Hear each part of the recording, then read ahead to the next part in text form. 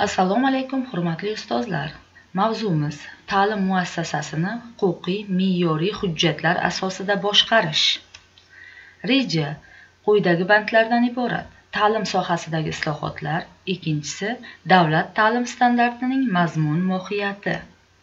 2019-yil 29-aprelda O'zbekiston Respublikasi xalq ta'lim tizimini 2030-yilgacha rivojlantirish konsepsiyasidagi Prezidentimizning 57-12 farmoni.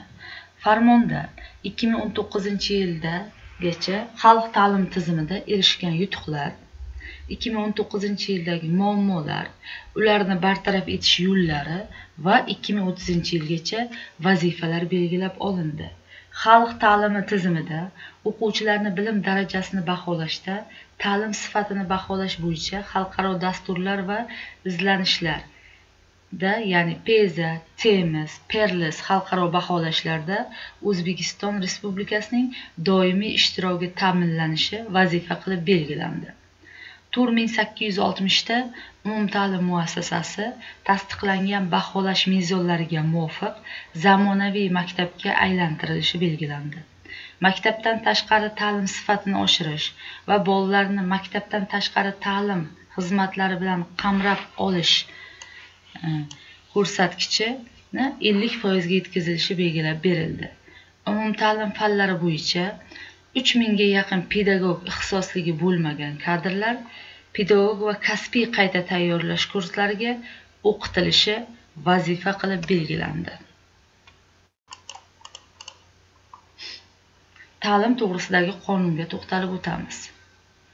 Ta'lim to'g'risidagi qonun 2020-yil 23-sentyabrda qabul qilindi. 11 bob 75 ta moddadan iborat.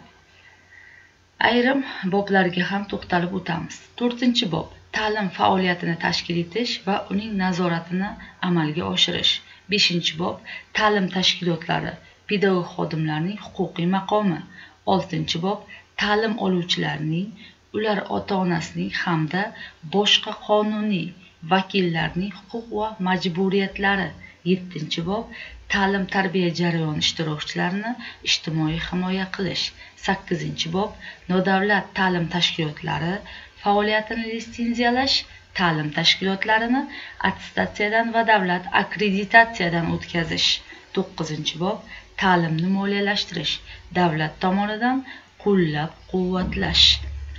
Ya'ni bizga ma'lumki, ota-onalar hamda ta'lim oluvchilarning huquqlari, majburiyatlari ham ta'lim to'g'risidagi qonunda belgilab berildi. Ta'lim beruvchilarni ijtimoiy himoya qilish, ularni sha'ni, qadr-qimmatiga nisbatan zid bo'lgan fikrlarni ta'lim oluvchilar yoki ularning ota-onalari tomonidan aytadigan bo'lsa, ya'ni javobgarlikka tortilishi ham belgilab berildi. Moddalarga ham to'xtalib o'tamiz.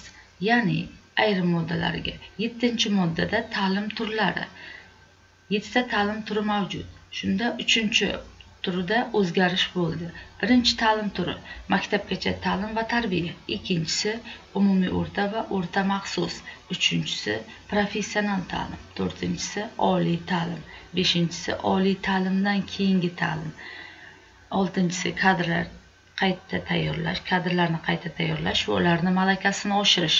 7-si esa maktabdan tashqari ta'limni tashkil etyapti.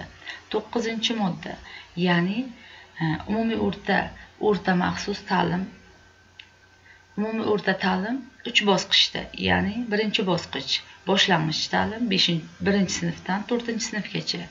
2-bosqichi tayanch o'rta ta'lim 5-sinfdan 9-sinfgacha. O'rta ta'lim 10-11-sinflarni qamrab oladi.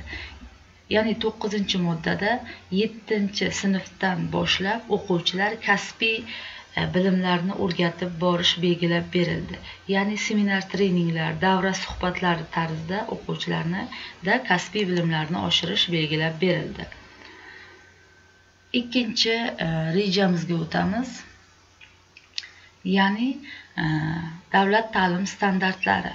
Davlat ta'lim standartlari Vazirlar Mahkamasining 2017-yil 6-aprelda 187-sonli umumiy o'rta va o'rta maxsus kasb-hunar ta'limining davlat ta'limi standartlarini tasdiqlash to'g'risidagi qarori bilan tasdiqlandi.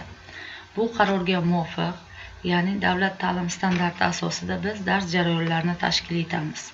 Ya'ni umumiy o'rta ta'limning malaka talablari ham belgilangan. Bilim, ko'nikma, malaka, kompetensiya. Bilim o'rganilgan ma'lumotlarni eslab qolib, o'quvchi qayta aytib berdimi, bilim hisoblanadi. Biz bilim bera oldik o'quvchiga. Ko'nikma o'rganilgan bilimlarni tanish vaziyatda qo'llay olish. Ya'ni o'rgangan bilimini ertasi kuni tanish vaziyatda qo'llay olsa, ya'ni malakasi, ko'nikmasi shakllangan bo'ladi.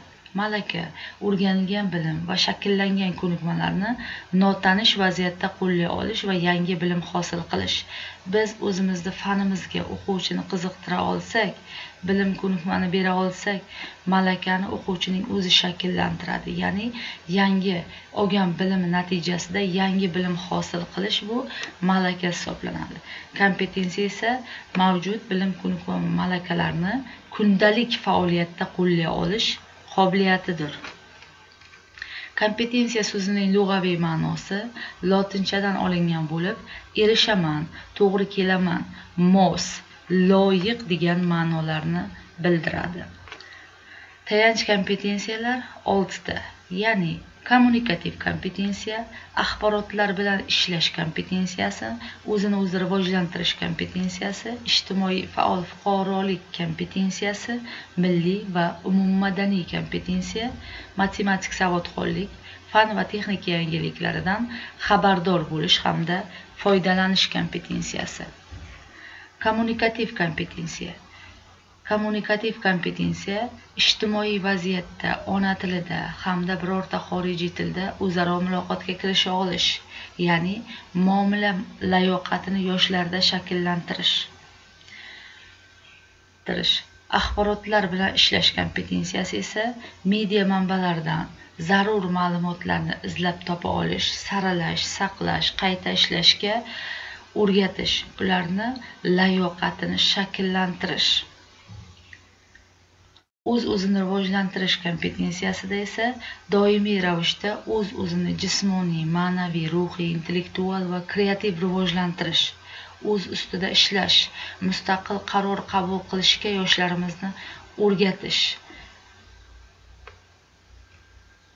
Ijtimoiy faol fuqarolik kompetensiyasi jamiyatda bo'ladigan voqea, hodisa va jarayonlarga daxldorlik hissini uyg'otish yoshlarda, huquq va burchlarini, ya'ni layoqatlarini o'rgatish. Milliy va umummadaniy kompetensiya vatanga sadoqatli, insonlarga mehr-oqibatli hamda umuminsoniy va milliy qadriyatlarga e'tiqodli qilib shakllantirish, ya'ni vatanparvarlik g'oyasini yoshlarimizda layoqatini shakllantirish. Keyingisi matematik savodxonlik, fan va texnika yangiliklaridan xabardor bo'lish hamda foydalanish kompetensiyasi. Aniq hisob-kitoblarga asoslangan holda shaxsiy, oilaviy, kasbiy va iqtisodiy rejalarni tuza olishga o'rgatish va uni amaliyotda bajarish layoqatlarini yoshlarimizda shakllantirishdan iborat. E'tiborlaringiz uchun rahmat.